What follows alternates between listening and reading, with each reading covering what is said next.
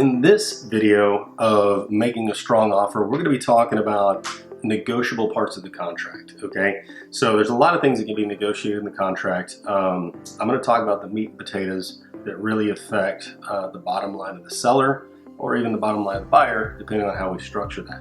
So first off, we could talk about earnest money, okay? So the earnest money check, it's basically an amount of money, roughly 1% is what it can be, but there's no set amount of the purchase price of the home. Okay, so we kind of want to make sure that is within that 1%. It just lets the seller know that you, the buyer, have the money because that money's taken from your bank account, put in a certified check, and given to the title company, so it's there. And that protects the seller as the deal goes on.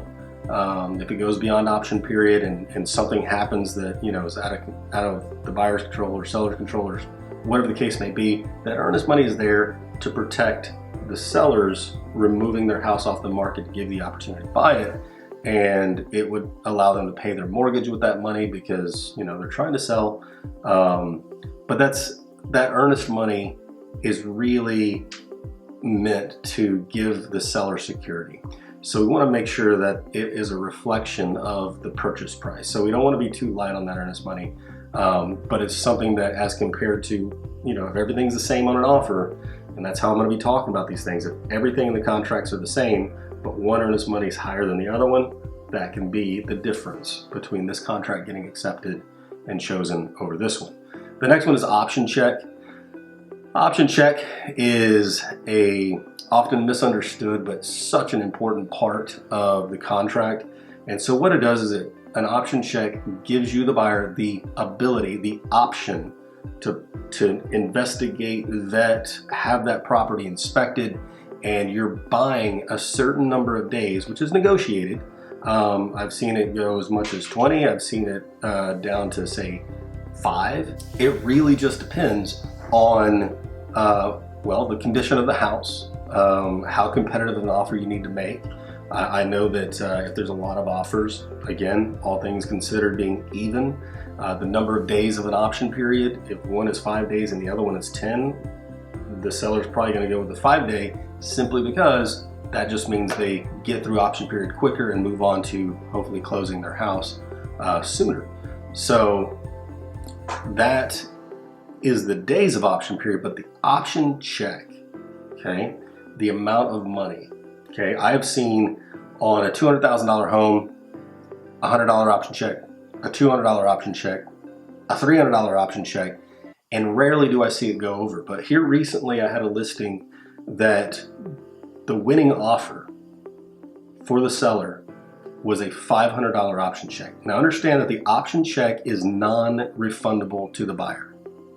That means that whatever you write that check, it's a personal check, you hand it to the seller, and that's it. It's their money to do whatever they want with, okay? If you choose as a buyer not to follow through the property, you don't get that money back. You get the earnest money back if you walk away during option period. You get that money back. That's what that option check is protecting, but you don't get the option check back. So when this buyer made a $500 option check for 7 days of option period on this listing, it told the seller, we are so stinking serious, we're willing to give you $300 or $400 more than the next offer because that's how serious we are. We're willing to commit this money because we know we're following through. That's basically what they were telling. So option checks, very important part of the deal. And the way I've always kind of put it is, if you can afford it, commit for the option check, let the seller know we're serious. But at the same time, if you're not serious, then maybe you don't want to put that much down. But it all comes back to how strong of an offer do you want to make. Next one is title policy. Title policy in the contract allows either the buyer to bear the cost or the seller to bear the cost of title policy. And what a title policy does is you're basically paying for the title company to guarantee that everything is fine and clear on that title whenever the buyer goes to assume the ownership of that house. And so if anything did come up, then the title company is on the hook because of that title policy. And it basically makes sure, like I said, make sure everything is clean and clear on the title of that home. However, there's a cost to that. And on a $200,000 home, it's a little bit more than, say, $1,000. title policy is based on the price of the home, so the more expensive the home, the higher the title policy is going to be. So it can be a significant amount of money the higher up in pricing you go, but $1,000 on a around a $200,000 home is significant to the seller or the buyer. So if you want to make a strong offer as the buyer, consider taking the title policy on as an expense and let the seller know the buyer will pay it. Okay, it's a negotiable part. The next one is seller concession. Okay, there's a piece in the contract that says seller concession. What that basically says is, dear seller, what we're asking from you is this amount of money so that we'll buy your house. Think about that.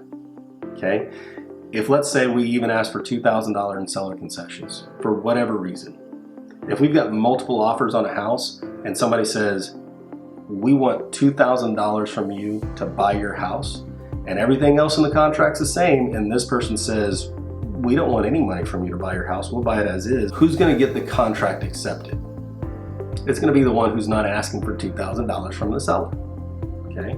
Now there's reasons why you would ask for a seller concession, and that's something we can get into later, but as for the purposes of a strong offer, seller concessions, if you start asking for money and you're in a multiple offer situation, that might put you at a disadvantage, but perhaps you have to ask for the money. There's a lot of reasons. One of them is maybe the loan type that you have requires that the seller contribute a certain amount of money to help you close the loan. So as a listing agent, what I would always do is if I saw they had seller concessions and they've raised the list price, let's say we were offering $200,000 and they say, well, we'll give you $205,000, and they're asking for $5,000 in seller concessions. What I do is pick up the phone, I call that buyer agent, say, hey, do you need $5,000 to help your buyers close this deal? Meaning, if you don't get $5,000 at closing, can your buyers buy this house? And they've got to be honest. And if their answer is yes, they need $5,000 to close, it's not a strong offer. If I've got somebody who doesn't need $5,000 to close, right? So that comes back to that down payment we had talked about in that other video. Okay, that down payment lets us know the liquidity of the buyer. The residential service contract is the final thing that really can affect the bottom line for a seller. So when it comes to making a strong offer, this is a piece that we want to think about how we want to handle. But what that residential service contract is, it's basically what people call a home warranty, okay? But in reality, it's the service contract, which just is a contract between you and a company that says, for a given amount of time, usually a year, maybe 18 months, if something goes wrong with the house, very specific things, but if those things go wrong with the house, you pay like a $75 fee or some kind of fee to have a company come out and take care of the problem, okay? It is very limited, but it can give you peace of mind when it comes to appliances and refrigerators and dishwashers, things like that, even air conditioners and heaters, things like that. But that is what that service contract does. And so where that falls in the contract is you can put about, several $100s, $500, $600, $700, depending on the house. If there's a pool, that can go up. I mean, there's different things that can cause that service contract to be higher. But, roughly, let's say $500 is what you would ask for from the seller to pay for that. Making a decision for the seller on which offer to go with. If one has a service contract of say $500 requesting the seller pay that, and the other one says $0 and maybe they'll buy their own contract or something like that, then the seller is likely going to go the one that they don't have to pay $500 out of their equity for, right? So that's just again, that's the final point that I have to make on this video for making a strong offer using the negotiable pieces of the contract, okay? There's a lot more that goes into it, and frankly, how you negotiate that is specific to you, the buyer. Every buyer's got a unique and different financial situation, and every home is different.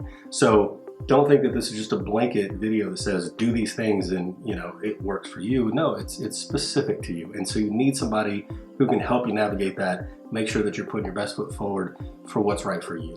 Thanks so much for sticking around to the end of the video, and remember, if there's anything in the world I could do for you, just be sure to reach me. You can always leave a comment below or hit me up with the email or phone number listed in the description below. And be sure to like and subscribe, and that way you'll be notified when other videos come out in the future.